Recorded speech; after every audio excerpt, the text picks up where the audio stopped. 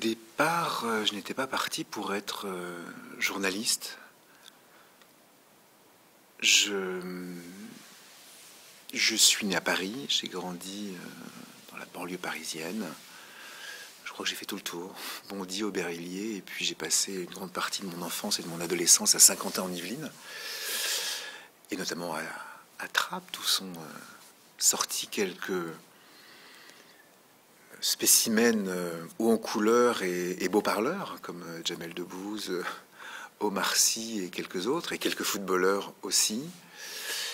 Mais sans doute dans cet univers très amical, très créatif aussi,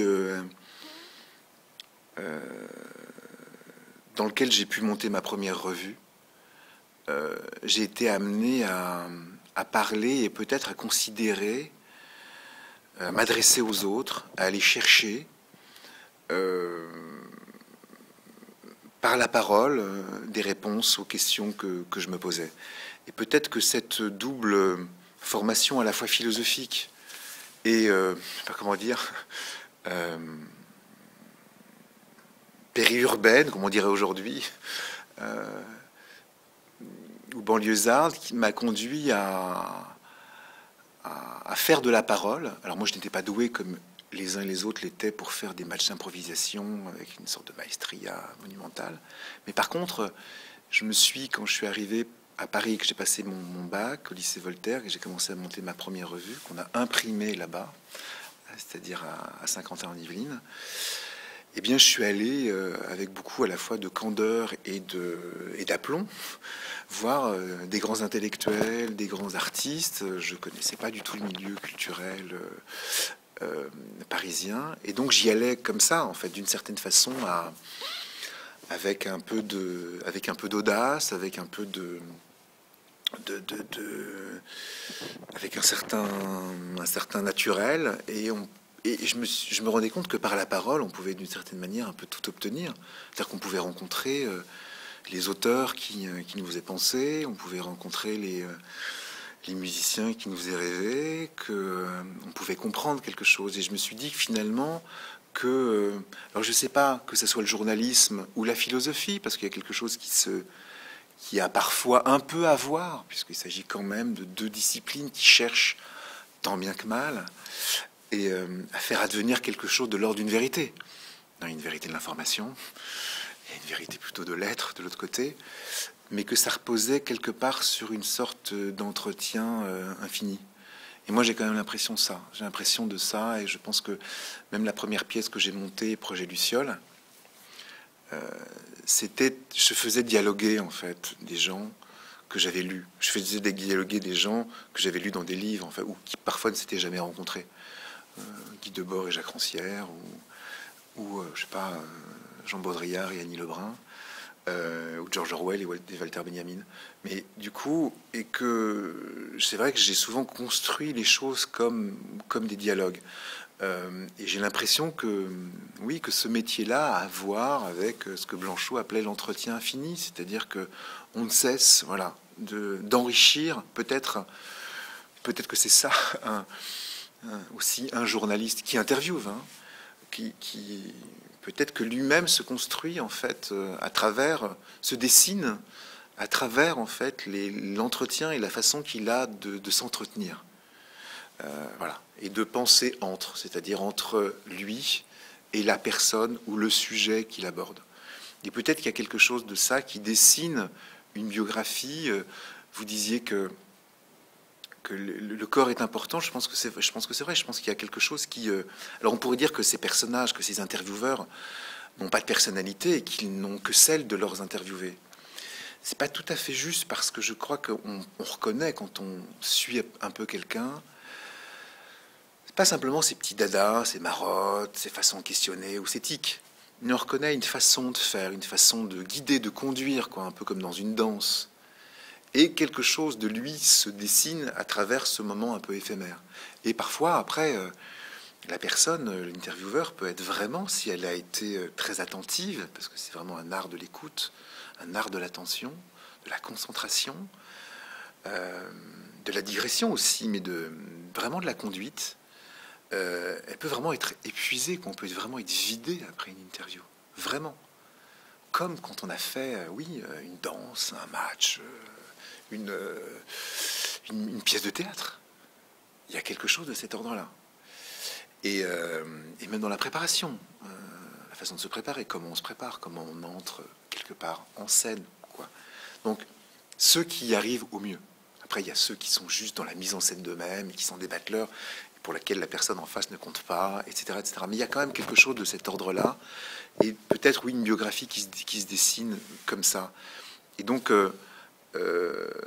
c'est-à-dire que je pense qu'à travers les entretiens, parfois, je pense que si on reprend, à travers les entretiens qu'on fait, on dessine sans doute quelque chose de soi-même. Bien sûr, dans le choix des interviewés, et même s'ils nous sont imposés par une rédaction, la façon qu'on peut avoir les interviewés, ou la relation qu'on peut engager avec eux.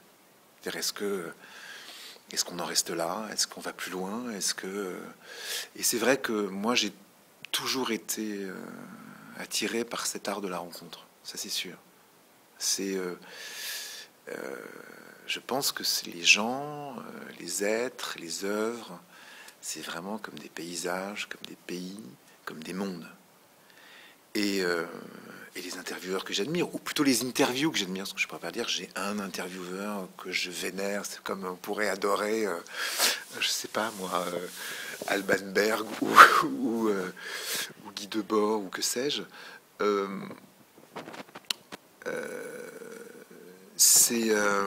Ou Bob Dylan, je sais pas. C'est pas ça. C'est que il y a cette capacité précisément à faire naître un univers. C'est-à-dire qu'il y a un monde.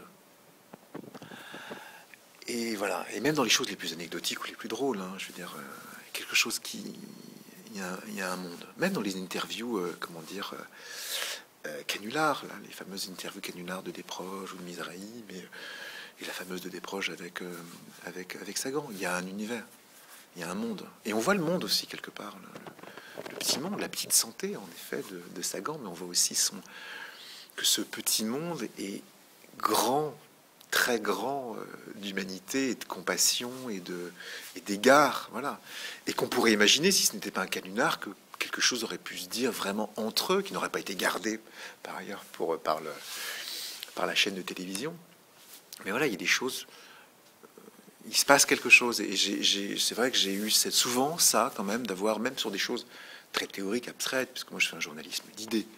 Donc quand même, c'est pas vraiment, les questions que je pose, c'est très rarement comme celle qu'on peut poser parfois à un artiste, précisément celle que vous posez, d'où ça vous est venu, quand est-ce que vous avez rencontré, ça m'arrive quand je fais des interviews un peu biographiques quelque part, d'un penseur, d'un auteur, mais c'est pas la question quand est-ce que vous avez, qu'est-ce que vous avez fait, je sais pas, un comédien, le film qui vous a révélé à vous-même, je sais pas quoi, le cours de théâtre qui a révélé à vous-même, ou votre prof de français qui a révélé à vous-même que vous alliez être comédien.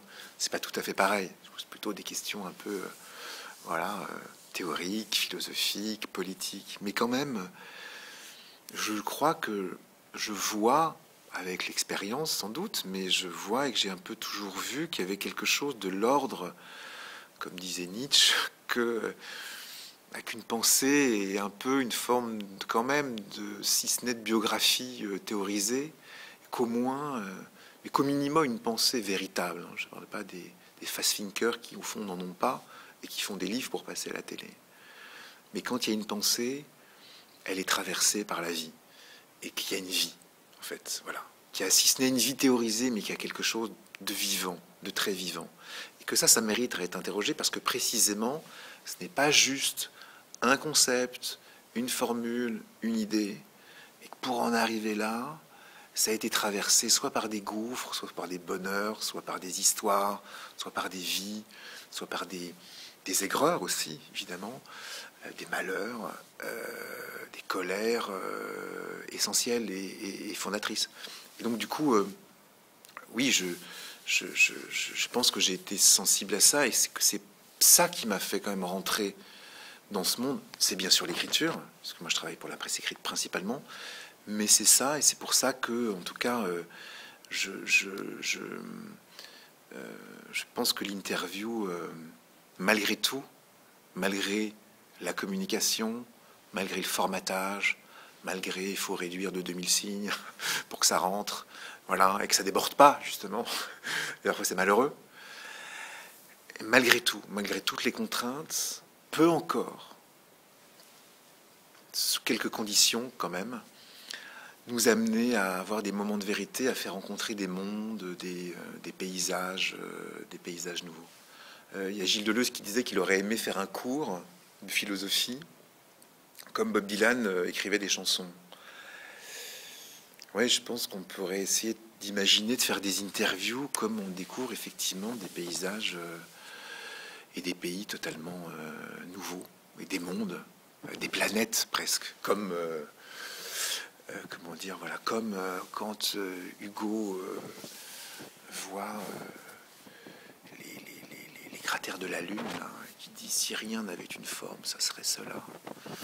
Ça serait un peu ça, quoi. C'est-à-dire que ça serait de trouver quelque chose précisément dans un cadre très formé, très formaté, très formaliste, tout ce qu'on veut, quelque chose qui ressemble à rien d'autre, quelque chose qui survient, qui surgit, et c'est ce que peut donner au fil du temps, au fil d'une vie, cette pratique, on va dire, de l'entretien infini. Et ça, c'est ce que tu cherches aussi dans le spectacle? Oui, dans le spectacle, oui, je cherche ça. Sauf que la différence, c'est que dans le spectacle, on va dire qu'on met en scène la mise en scène de la parole. Et comment on peut mettre précisément, on peut faire parler les gens. On ne met pas en scène finalement une grande interview lors de laquelle quelque chose se révèle. On essaie de montrer quelles sont les conditions, comment on peut arriver à faire advenir des moments de vérité.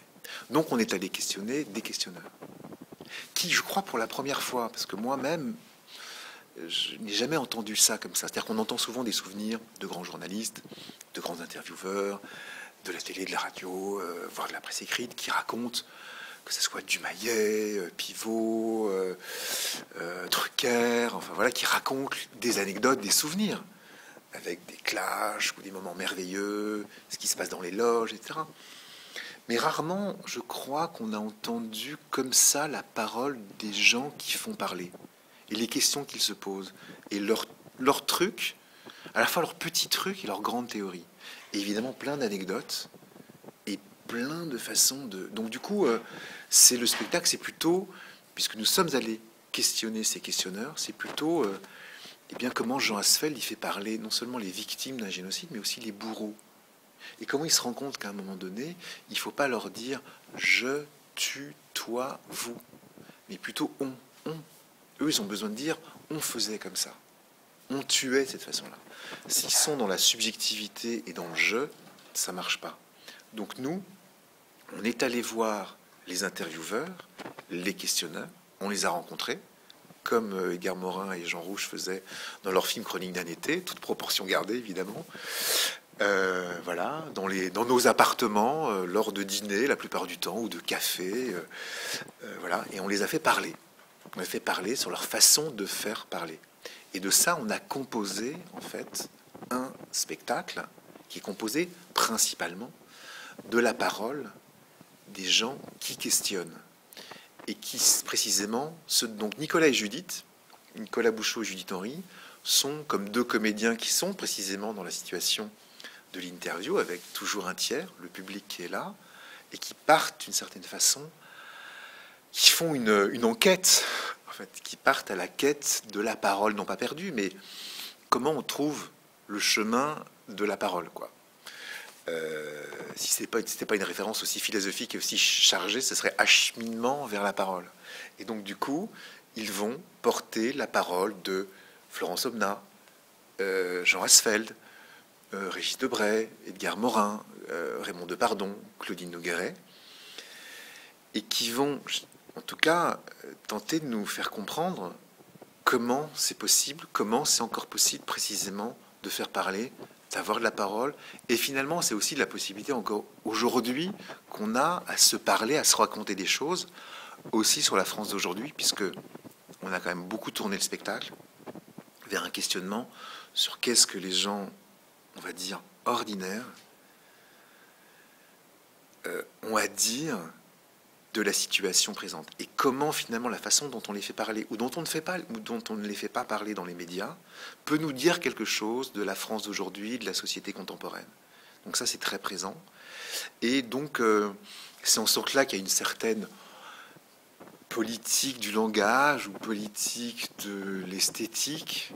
C'est comment, voilà, comment on donne la parole sans à la fois prendre tout comme vérité révélée, puisque ce que dit le peuple, c'est pas toujours ce qu'on a vraiment envie d'entendre.